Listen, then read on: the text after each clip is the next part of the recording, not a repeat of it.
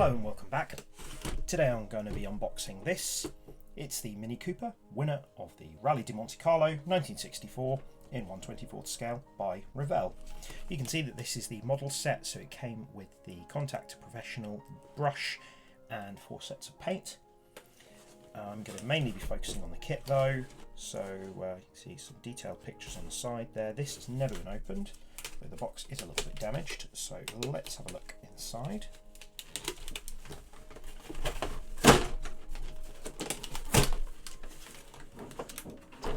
So there we are. Let's see, official product, got some pictures on that side, a little bit of description, got some adverts of kits on the other side. Have actually built that Red Bull Racing one, and yeah, this is at level 4, so let's open it up and have a look inside.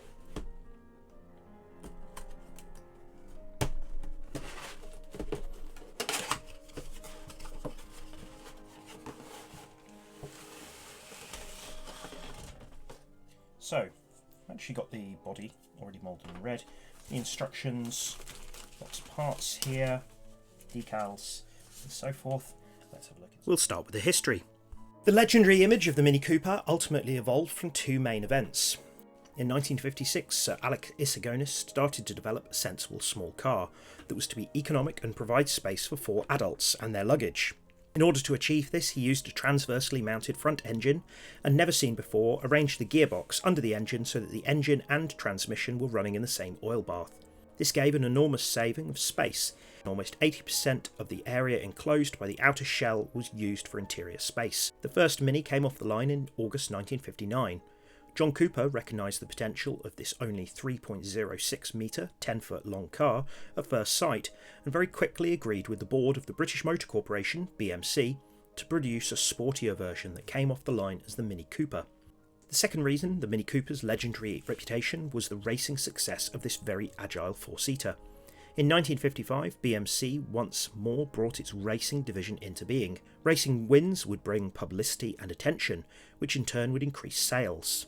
The first victories, however, did not come along until 1959, just when the Mini was launched. More and more Minis, therefore, were now used in rallies instead of the Austin Healey. In 1961, Stuart Turner became head of the BMC racing department. Under his leadership, the BMC hired Flying Finns, Timo Mäkinen, Rauno Aaltonen, and Northern Irishman Paddy Hopkirk.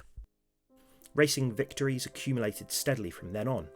With only 55 brake horsepower, however, the Mini Cooper soon reached its limit. The Cooper Car Company Limited therefore changed, amongst other things, the bore and stroke of the production engine, so that its displacement now increased to 1071 cc. In order to participate in Group 1 rallying, 1000 units of the version now referred to as the Mini Cooper S were manufactured. Cars driven during the race were only allowed to differ very slightly from those 1000 production line units. The Mini Cooper S was licensed for Group 1 during 1961, and Paddy Hopkirk finished 3rd overall in the Tour de France with a Cooper S, registration number 33EJB, and 4th overall in the RAC Rally. He led the line of the 1964 Monte Carlo Rally in the same car. At the time, apart from the curving routes over mountain passes, a trial at the Monaco racing circuit also had to be completed. After 5 laps, the 1964 sensation was complete.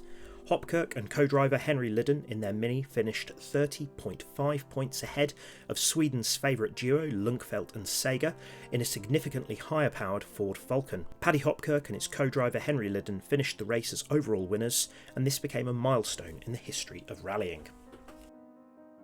Look at the instructions and the parts here. This is based on the standard 1960s Mini Morris Austin Mini kit from Revell, so you can see how some parts aren't needed, and there are also some additional sprues as well. You can see here we've got a full engine, transverse 4-cylinder engine here. Got details in the suspension as well as the engine bay.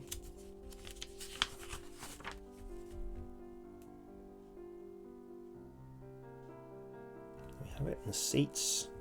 See that the front 2 seats are slightly different. Got a good amount of detail on the sides, including this, which stopped the driver from accidentally opening the door, and these little pocket covers as well. Fantastic. Dashboard, binding the bodywork, light on the roof, so yeah, make sure you look out for drill instructions.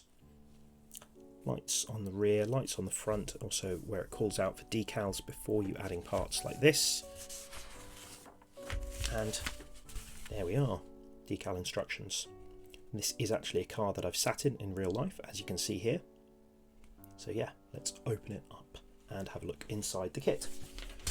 So we'll do this sprue by sprue. Got white sprue here, good amount of detail to the interior rear seats, which were left in.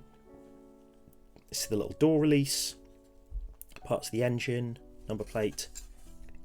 So yeah, a lot going on here. Smaller parts on here. These are the pockets for the doors, I believe. You've got the steering control. You've got that sort of lip down there. Might go at the front or the back. I think that's part of the transmission belt. Lots of detail in this engine. That goes on the dashboard. So yeah, this one we've got the bonnet. This one moulded in white. Got parts of the wheels here. Shock absorbers, radiator, brakes, the floor of the car, the roof. Helpfully that is painted white. Dashboard here, suspension. There's the hinge. Yeah, and you can see there. Make sure you pay attention to drill holes if you're building this. So we've got a little grey sprue here, some small parts. Yeah. A lot of parts in this kit. 2 grey sprues here. So this one, a little bit of flash around these pedals, but nothing that can't be removed. Fire extinguisher. These are the little wrenches that go on the back. The parcel shelf, got the exhaust, got these here. Lots of detail. I think these are the covers that go over the door handles. So yeah, I need to be very careful with these tiny parts. Here we've got the front 2 seats. As I said, got one which is slightly different. I think that one's supposed to be black. Backs to those. Dashboard. I think this is the skid plate. And the steering wheel, which as you can see has actually got the holes drilled out, which is a fantastic inclusion. Don't often see that. Okay, on this sprue we've got the wheels, which are very small. And as you can see, 4 tyres, they're all the same. No tyre markings on those. But yeah, some versions of the car, I've seen these white, some of them on the real car. They are currently a kind of maroony brown. Here we've got the clear parts. I won't take these out, but you can see there, got front, rear window, side windows, door windows, headlights, fog lights, and there we've got all the extra lights for the front as well for those night stages. We've got the bodywork. This has been moulded in red, although of course the bonnet hasn't been moulded in red, so you wouldn't be able to get away with it without doing any painting. There's a few kind of mould marks, so you probably want to prime this quite well. There's a mould seam along here, but I think some of the other ones have been put into the actual seams of the bodywork. But it looks pretty good. One thing I've noticed on this, so the real Mini has the indicators here, but I've noticed that because of all the extra night stage lights that this Rallye one actually had the indicators moved over here, so there might be some drilling or maybe just some gluing needs to be done there. But yeah, very small body. 2 sets of chrome sprues.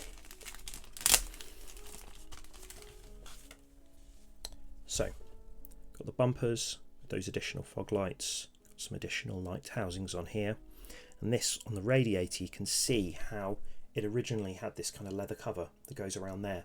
Doesn't have that anymore, but yeah, if you were to do the car as it is now, you'd need to replace this.